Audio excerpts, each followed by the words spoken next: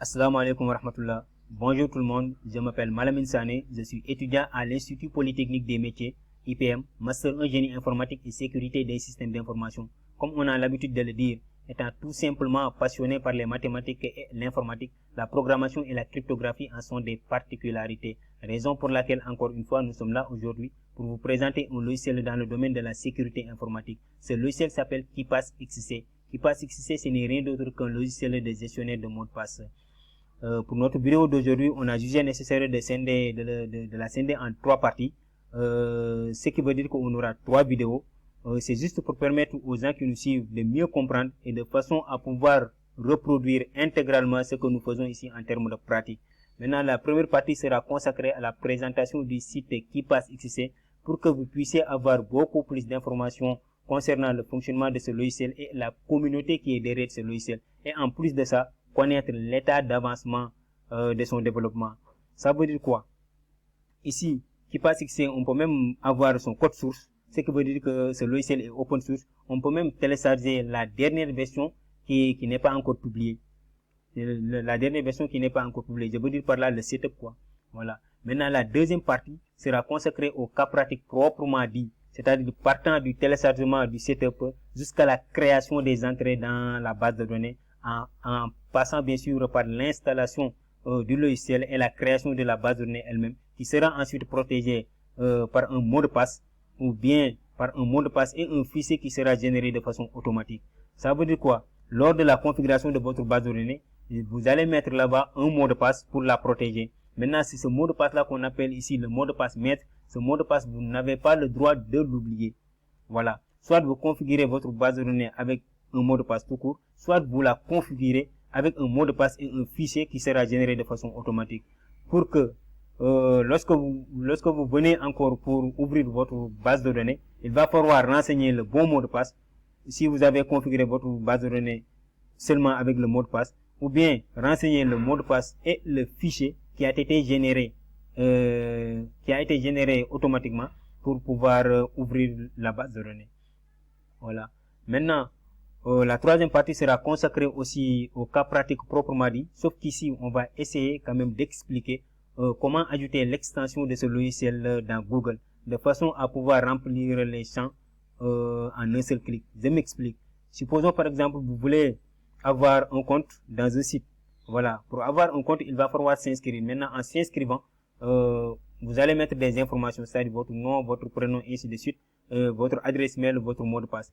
Maintenant, en ce qui concerne l'entrée dans KeePass XC, on a juste besoin de votre adresse mail, de votre mot de passe et le lien qui vous mène directement vers la page de connexion de ce site-là.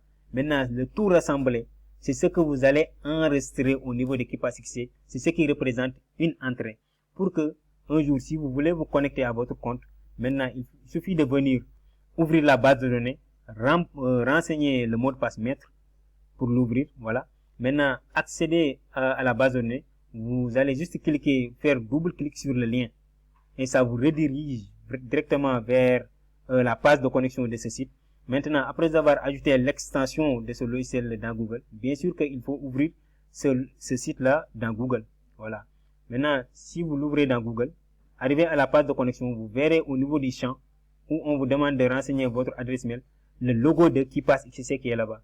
De telle sorte que si vous cliquez, KeePass XC remplit directement l'adresse mail. On n'a même pas besoin de lui dire, bon, ici c'est le champ où on doit remplir l'adresse mail, ou bien ici c'est le champ où on doit remplir le mot de passe, parce qu'il le connaît déjà. Ok, maintenant sans plus tarder, on va passer maintenant à la présentation du site KeePass XC. Maintenant, pour ce faire, il va falloir aller sur Google, taper keepassxc.org. Maintenant, on va aller sur Google, taper keepassxc.org. Voilà, on est là sur Google, on tape keepassxc.org. Voilà, on tape sur entrée. Voilà, ici c'est la page de keepassxc.org. Ça c'est la page d'accueil. Maintenant, le navigateur a traduit. Merci. Maintenant, ici on vous dit KeePass XC, gestionnaire de mots de passe multiplateforme. Ici on vous dit laissez KeePass XC stocker en toute sécurité vos mots de passe et les remplir automatiquement dans vos applications préférées afin que vous puissiez tous les oublier. Ici ça veut dire quoi? Là-bas on parlait de mot de passe maître. c'est le mot de passe maître. Vous n'avez pas le droit d'oublier le mot de passe maître. C'est ce mot de passe là qui va vous permettre d'accéder à votre base de données. Vous n'avez pas le droit de l'oublier. Mais sauf que ici, si vous choisissez un mot de passe court, bien sûr que KeePass vous signalera que le mot de passe est faible, mais c'est pas grave, puisque la base sera enregistrée dans votre ordinateur, c'est en local quoi. Ce qui est dangereux, c'est avoir un compte où le mot de passe est très court, c'est ce qui est dangereux. Maintenant ici, KeePass nous donne la possibilité d'avoir même des mots de passe de 22 caractères, voire même 30 caractères, sans pour autant se fatiguer pour les mémoriser et tout ça. C'est KeePass qui va se charger de tout ça. Ici, on nous dit, nous effectuons le gros du travail de manière pragmatique, sans publicité, sans tracker et sans cloud, gratuite et open source. Voilà, la notion d'open source est là. Ici, c'est la partie téléchargement, on va y revenir, apprendre encore plus. Ça, c'est le faire un don. Faire un don, c'est pas parce que vous allez donner de l'argent, mais le fait de faire connaître aux gens qui participent, ça fait partie de la notion de faire un don. Ici, si nous descendons en bas un peu, il y a des informations intéressantes. Ici, la notion de sécurité, la notion de multiplateforme et la notion d'open source. Ici, la notion de sécurité, on vous dit, vos mots de passe restent cryptés à tout moment et aucune donnée n'est stockée sur des serveurs distants. Vous gardez donc le contrôle total de vos données, pas de cloud, pas de publicité et pas d'abonnement. Ici, ça veut dire quoi? Si vous créez votre entrée dans la base de données, si vous allez là-bas, vous ne verrez pas le mot de passe. Voilà. Le mot de passe, c'est crypté. Mais vous, le propriétaire de la base de données, vous pouvez voir le mot de passe. Voilà. Mais ça ne se figure pas directement comme ça, de façon flagrante comme ça. Non. C'est caché, quoi. Multiplateforme, ça veut dire que ici, on vous dit que chaque fonctionnalité est minutieusement testée sur Windows, sur Mac OS et Linux. Vous pouvez donc attendre à une expérience transparente, quel que soit le système d'exploitation que vous utilisez. Ici, pour ce cas-là, il y aura un setup. Il y aura un setup pour Windows, un setup pour Mac OS et un setup pour Linux. Maintenant, la notion d'open source est là. Le code source est entièrement open source sous licence GPL v3 et disponible libre accès sur GitHub. N'hésitez pas à l'inspecter et à le partager et à y contribuer. Voilà. La notion de contribution ici, qui passe pour être contributeur, il faut être bon en C++, parce que ce logiciel même a été programmé en C++. Et savoir aussi utiliser le framework de C++ qui est le Qt. Voilà. Maintenant, venons-en à la partie bloc. Cette partie aussi est intéressante parce qu'il vous présente l'ensemble des versions du logiciel. Voilà, ça c'est l'ensemble des versions. Vous pouvez défiler pour voir. Voilà. Maintenant, il faut savoir qu'à l'instant où je suis en train de faire cette vidéo-là, la version récente, c'est la version 2.7.9, publiée le 19 juin 2024 à 18h. Voilà. Maintenant, venons-en à la partie capture d'écran. Ici, on vous montre l'ensemble des interfaces du logiciel. Voilà, les interfaces sont là. Vous pouvez même cliquer sur une interface pour la visualiser de près. Voilà, c'est là. Vous pouvez même cliquer sur une autre. Hein. Voilà, c'est là. Ok. Maintenant, venons-en à la partie documents.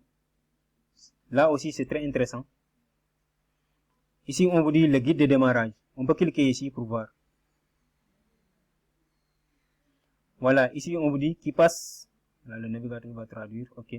Ici, on vous dit que KeePass XC guide de démarrage. Il faut savoir que, bon, toutes ces informations-là, ça concerne cette version-là. La version 2.7.7. Voilà, mais rien ne vous empêche de lire ces informations-là et essayer de comprendre. Maintenant, si vous comprenez le 2.7.7 pour les autres versions, je pense qu'il n'y aura aucun problème. Ok. Maintenant, venons-en à la partie équipe. Ici, dans cette partie, voilà, l'équipe est là. Dans cette partie, ce qui m'intéresse de plus, c'est de vous montrer la partie contact. Ici, on vous dit, vous pouvez nous contacter via Matrix. Matrix, ce n'est rien d'autre qu'un réseau ouvert pour une communication sécurisée et décentralisée. Voilà. Maintenant, pour la communication, ça c'est le canal des utilisateurs. Si vous voulez contacter l'équipe, en étant utilisateur, vous pouvez cliquer ici. En étant développeur, vous pouvez cliquer ici. Voilà. En bas, c'est la partie mail. C'est la partie mail ici. Voilà, voici leur mail. Maintenant, ici, on vous dit merci de ne pas poser de questions par email, correspondance juridique ou confidentielle uniquement. Ça, c'est la clé PGP et l'email de l'équipe. Voilà. Ça, c'est la clé. On clique ici pour voir les informations. Voilà, ici, ça c'est la partie conseil. Voilà. Ici, on vous dit, il est plus pratique d'utiliser openpgp.org à partir de votre logiciel OpenPGP. Donc, ça veut dire quoi? Pour envoyer un mail à l'équipe, il va falloir utiliser ce logiciel-là, le logiciel OpenPGP. C'est juste pour garantir la confidentialité de vos mails. Voilà, là aussi c'est intéressant à regarder. Ici, on vous dit attention. Voilà. Nous sommes une équipe internationale qui parle plusieurs langues différentes et nous utiliserons Google Traduction si nécessaire. Respectez votre vie privée, mais il est plus facile pour nous de répondre aux mails en anglais. Voilà. Maintenant, venons ici à la partie téléchargement. Voilà. Puisque ce logiciel est open source, si vous avez un Mac OS, vous pouvez cliquer ici et cliquer ici pour télécharger. Windows, vous cliquez ici et vous cliquez ici pour télécharger. Linux, pareillement. Voilà, vous téléchargez. Le code source, vous pouvez l'avoir ici. Voilà. Il y a aussi la partie extension. Voilà, ça c'est pour juste ajouter des extensions au niveau des navigateurs.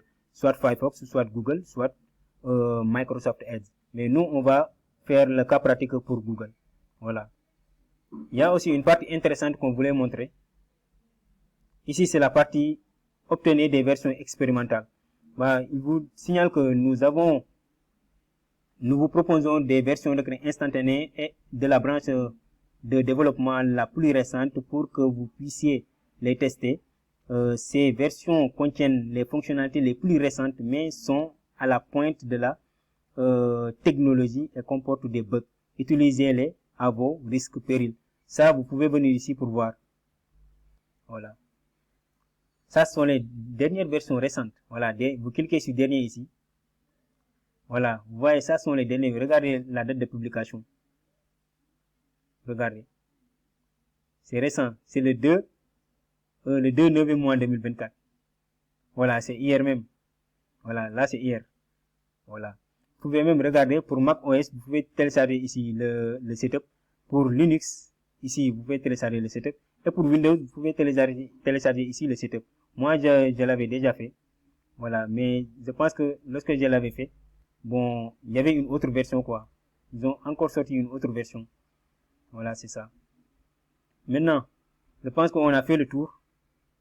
Maintenant, ce qui est intéressant aussi, on a oublié de le présenter, pour la partie document. Cette partie-là. Voilà, cette partie-là. Voilà. Clé UBI, clé OnlyKey. Voilà, ici vous pouvez voir les informations. C'est juste un matériel qu'on va utiliser pour renforcer la sécurité de la base de données. Voilà. Ok, je pense que c'était tout. Bon, maintenant, pour pouvoir suivre le cas pratique, on vous donne rendez-vous à la deuxième partie pour que vous puissiez comprendre comment fonctionne intégralement le cas pratique. Et c'est très intéressant. Donc, on vous donne rendez-vous à la deuxième partie. Ok, merci beaucoup pour votre aimable attention.